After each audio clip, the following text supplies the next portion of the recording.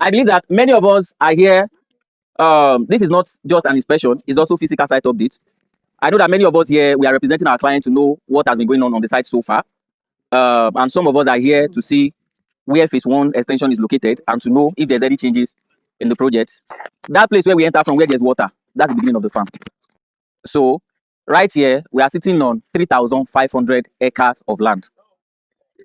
500 acres of land. So all these areas you're seeing, they're already planted. 1,000 plus is planted.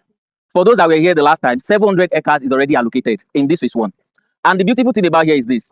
When we were selling phase 1 last year, the COO was not in our name. But now the COO is in Reftop Homes' name, which makes it easier for anybody that wants to file for its own governor's consent. We can now ease the process for the person. The tractor is weeding from that side. That's why you can't see the distance. But if you go around, you see that there's rig weeding around it.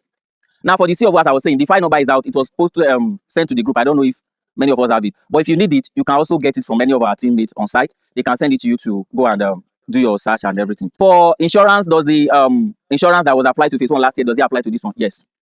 It's the same process. Now, there's a slight difference between phase 1 and phase 1 extension and phase 3, which is in the case of allocation. We made it clear from the beginning of the project that it is not land banking and it is an agro investment project.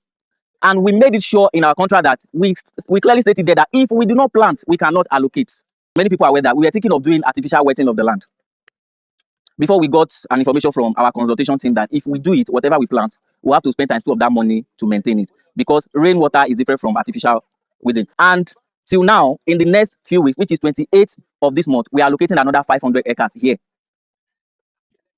The reason for the delay in allocation is not because we are not competent or we collected money and we don't know what to do next. What happened was this. If the rain did not fall, we cannot plant. Palm tree plantation is subject to rainfall. We've done the soil test, we've done every other necessary things. We have fertilizers on ground, we have team on site that are looking after it. But all that is still subject to rainfall. Like, our goal is to ensure that everybody is allocated before the rainy season stops. If we are done with phase 1, 500 acres allocation, in phase 2, we are doing 1,000. That's to tell you how determined we are to clear the backlog that we are having about allocation.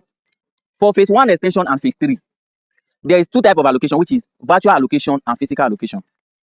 Virtual allocation is that once you pay, after 3 months, you'll be allocated on the survey. For everybody that have attended inspection, you'll see that we usually list everybody's name on the layout, well printed out. So that one, we will send you the layout and your name on the layout. That is physical, that is virtual allocation. Physical allocation is when we've done the nursery planting, which is this, and it has matured to that very one you are seeing, and we've planted it on your land. That's why whenever we are doing allocation, we tell people you can count your seedlings. So virtual allocation and physical allocation, and that process takes about 9 months, because this takes about 7 to 8 months to prepare for it to get to that stage. And the contract is also open. We release it to anybody before they invest, so that you know what you are signing, for both parties to be on the same page.